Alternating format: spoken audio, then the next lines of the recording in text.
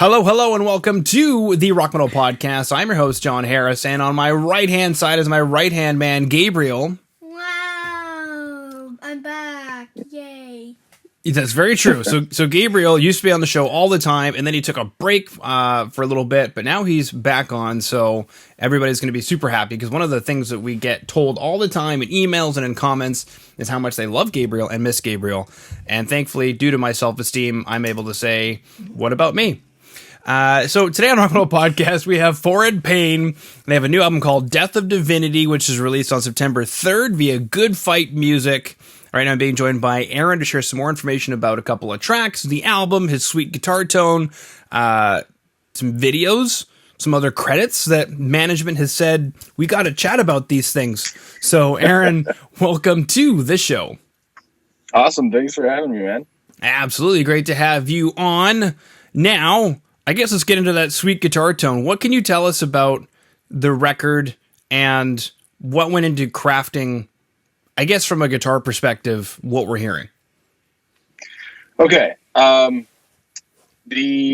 guess I'll just start with what was actually used. It's the same kind of, rhythm tone. We use the exact same tone for both guitars. The only thing that changed was the physical guitar itself. But we used we did like a bi-amping thing. So we used two completely different amp setups running through at the same time. First was a powered by Omega Obsidian, which Mike from Omega is a really old friend of mine, and I was stoked to be able to use some of his stuff on the record. So it was his amp, the Obsidian, and also the accompanying Omega 412.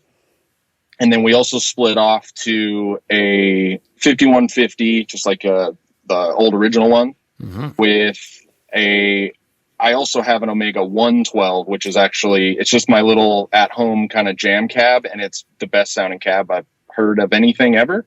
So I had to use it on the record.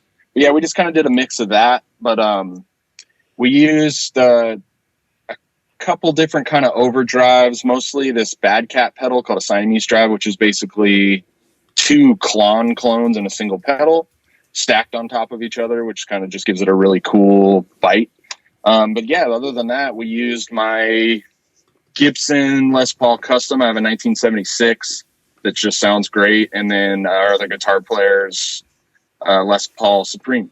So that was the basis of the tone. And I don't really remember mics and all that stuff, but then our buddy, Beau from Saosin mixed the whole record, and he definitely put his touch on pulling that all together to hearing how you sound it in the actual record. And I couldn't be happier with it. I feel like it sounds both like kind of more old school and modern at the same time, if that makes any sense. I really like it. It's purposely kind of like not polished, but I think it sounds huge. So I'm stoked on it. Mm-hmm. Yeah. Did you guys walk into the studio with the producer with those words? We want something kind of old school, kind of modern, something not too terribly polished, but sounding huge. The description I gave Beau is hilarious and shockingly like he just did it. I told him I wanted the grit and like ruggedness of the first Slipknot record, but I wanted it to sound not in tones, but sonically as huge as like a Nickelback record. So I was like something in between there, and he just kind of chuckled. And then when he sent me the first draft, he was like, I think this is it. And I was like, that's it. Like, it sounds huge, like a big, like, cause I mean, you turn it up on like a good stereo, it's really thick and full, but then we played to a click, but we purposely did very little editing with drums and all that kind of stuff. So it's still really raw. Mm-hmm. Yeah. Well, I mean, you picked like a documentary style record with Slipknot's first album.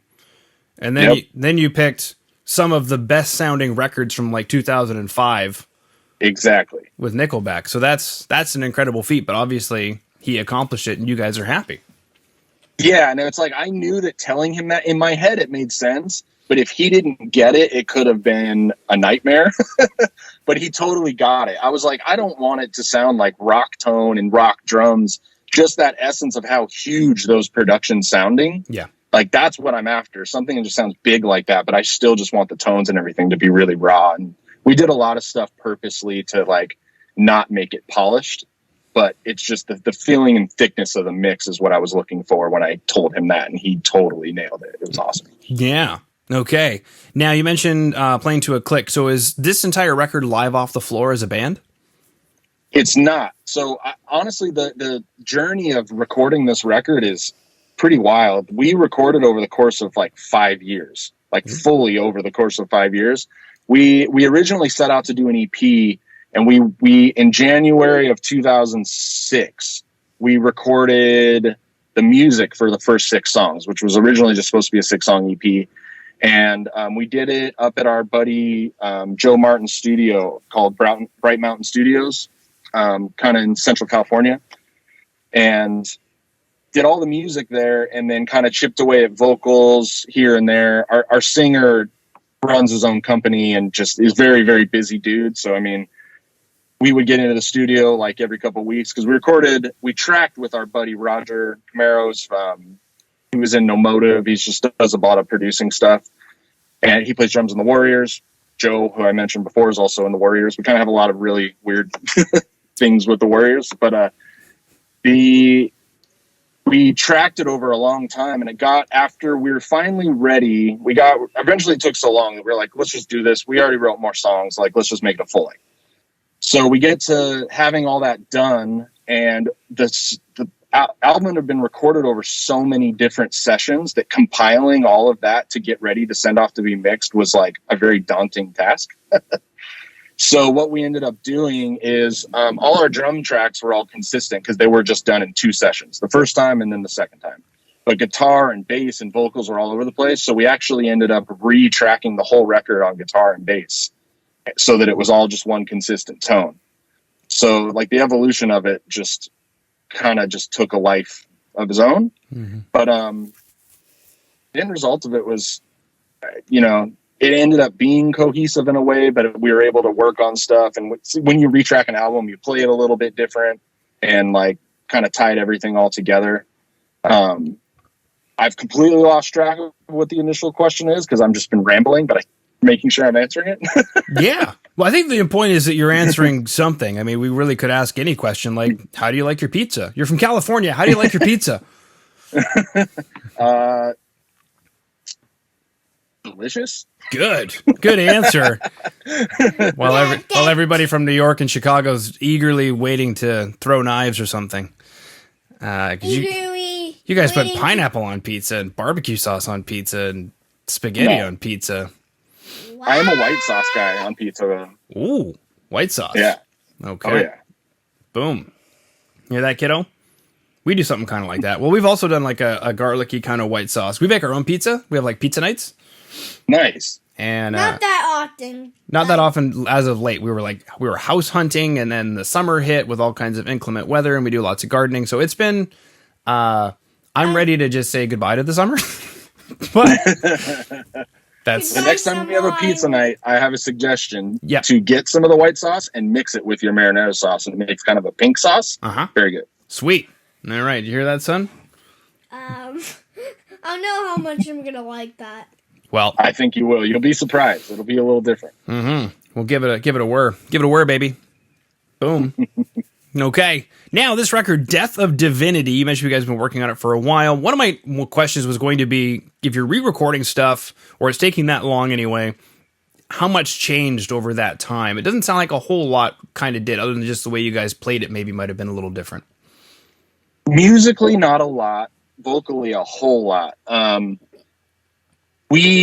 That's what we really kind of took our time on, because we were kind of writing as we wrote all the music pretty quickly and just recorded it right away. So the singer was constantly kind of evolving on lyrics, and we would go in and record some stuff. I mean, we essentially were like writing vocals in the studio as far as finalizing stuff, which is what ultimately made it take so long. But we were recording with our buddy, and it was just most comfortable for our singer, Doyle.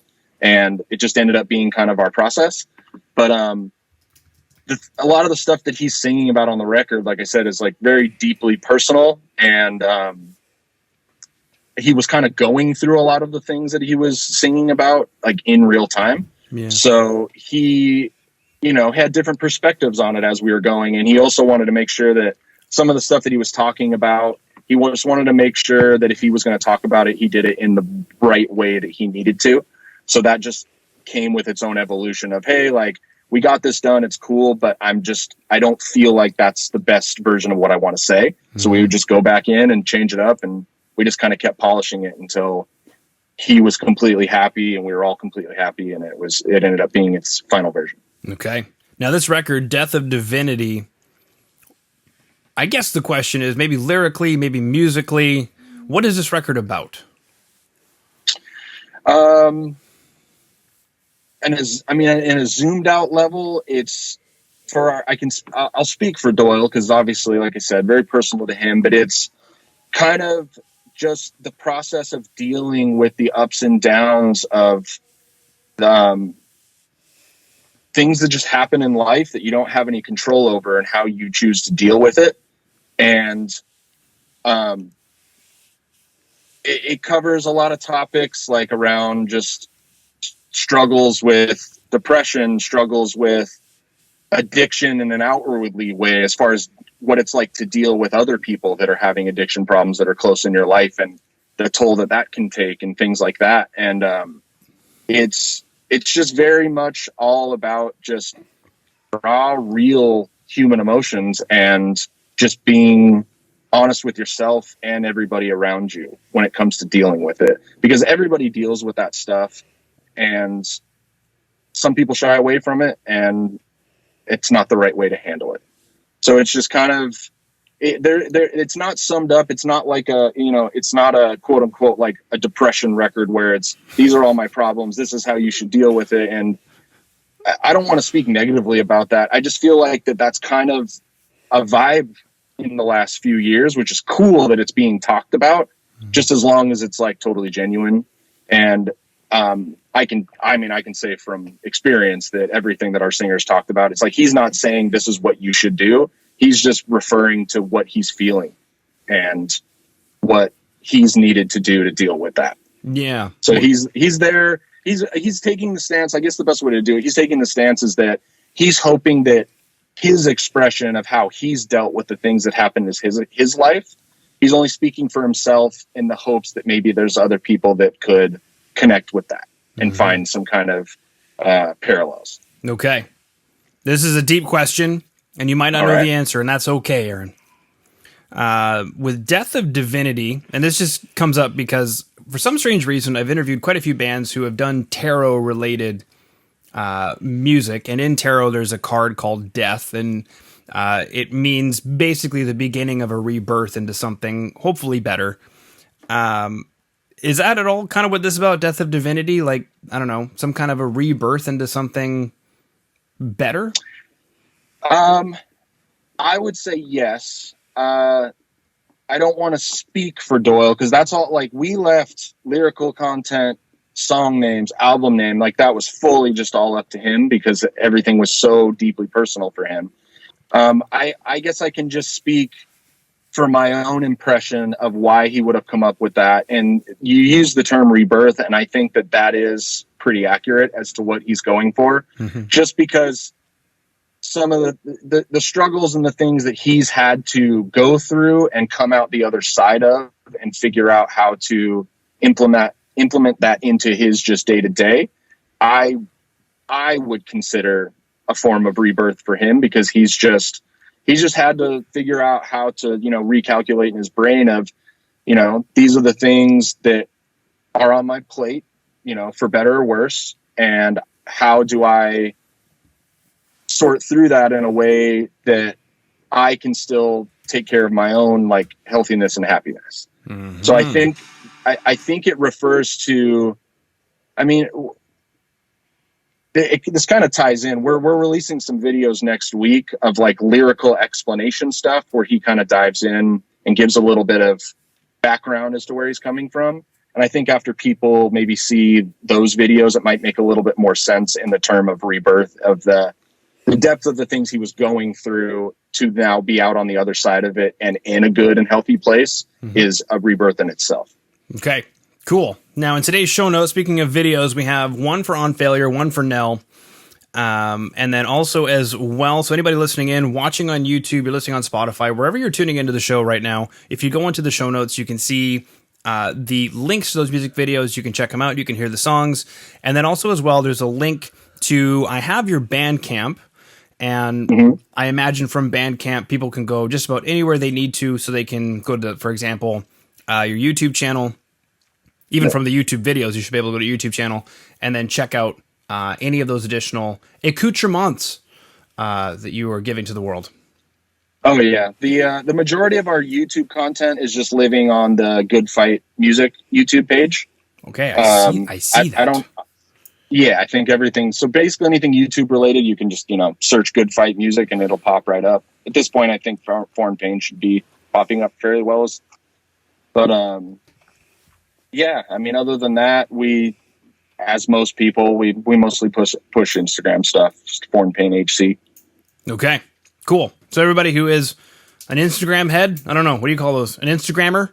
I guess, yeah. Check out the band on Instagram. I just noticed that your drummer has a giant hole in his snare drum. Yeah, he's still like, I don't know if people even remember, but the mid 2000s, having a vented snare was like a thing, and he just has like a really old Orange County drum and percussion snare that still has the big vents in it, and it sounds awesome. It's super loud. Yeah. Well, the funny thing is, you just took me back to those years by saying that drum company. Yeah, and that's what kind of snare it is. But yeah, that I think it was Travis Barker started doing it first, just drilling big holes in the side of the snare to try to make it sound cooler. And I don't know why the fad didn't stay, because it actually did make it sound pretty cool. It gave it its own character. But yeah, he's just had that snare forever, so that's the one. Wow, beautiful. Yeah, I'm just going to the music video right now. I'm stopping. I'm seeing some Les Paul action. Les Pauls are sexy. It looks like stock pickups in those bad boys. Yeah, in my Les Paul, it's all original. I think it's just a 59, maybe a 498. I can't remember. But the other Les Paul used to be mine, who now is Daryl, our other guitar player's guitar. That's a bare knuckle nail bomb. Okay, cool. I changed that out a while back. How come bare knuckle? What was it about them that inspired you? It was I had just been using active pickups for a really long time, like in my old band, and I just wanted to do something different, and had been hearing a lot about them, and I really liked that they had so many different models that were kind of hyper focused on doing certain things. Yeah. So I just went through their website and just listened to all the little sound bites of, hey, here's the same guitar with a bunch of different pickups in it. Yeah. And that's the one that stuck out at me. Okay. And then you got it and you went ring and you went, yes. Yep. Absolutely. And then you got rid of it. Well, when I got to be fair, that guitar I thought I was going to have forever. And then I ended up finding this, guitar that I wanted for ever and ever, which is a really old Les Paul custom that just was the one. And I was like, okay, well, I'm just never going to play this other guitar again. And Daryl really liked it. So I was like, if I was ever going to sell it, it's going to be to him. So yeah, that's kind of stays in the family still. That's beautiful. Yeah. Cool. Yeah. And then we got the Bad Cat Siamese Drive, which we chatted about. Oh, yeah. The Obsidian amp, which hilariously enough, I have experimented with digitally from the Neural DSP plugin. Yeah, I have that too. The plugin's awesome. Great question then. Do you find that it is comparable or similar to the real deal? Yes, but the thing that a lot of people in the tone world don't really like to subscribe to, because it kind of takes away from the lore of having such a boutique amp, is that I find that the guitar you're using and the cab you're using make by far the biggest difference in your tone above an amp. Yeah. If I'm using the same guitar and cab and I plug into 5 different amps, I can get pretty close to the same tone with every amp. Yep. So I will say that like the Obsidian, as far as modern high gain, just because, I mean, I know Mike and I know what's gone into his company, and he doesn't cut any corners on quality and like the parts that go into that amp, which is why they cost so much. And he has like a lead time to try to get them made, because they truly are like a boutique amp that has taken everything into consideration. And what he's ended up with is a unique sounding amp, but the clarity is what I think stands out the most in his products, is that you can have like a super saturated tone and ring out like a really ugly chord and still hear all the strings. Yeah. I think that, to me, that's the selling point for Omega as far as his amps go. Cool. Yeah, that reminds me of Soldano, because that was his story. How could I make a Mesa Boogie Mark amp sound clearer? So he made the Soldano 100. Yep. Cool. So yeah, I guess that's the way it rolls, baby. Oh yeah. More gain, but clear.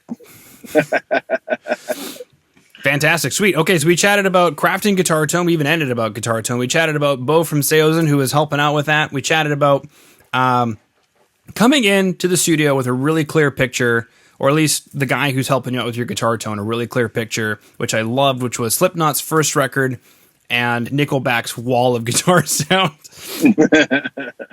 which is great. We chatted about white sauce pizza and even mixing it with some red sauce.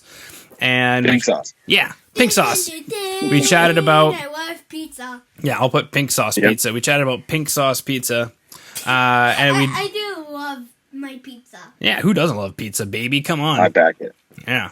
The album Death of Divinity, we chatted about Roger Camaro. We chatted about Bright Light Studios, Bright Mountain Studios. We chatted about... what didn't we chat about? We got everything in there, I think. Did I miss anything, Aaron?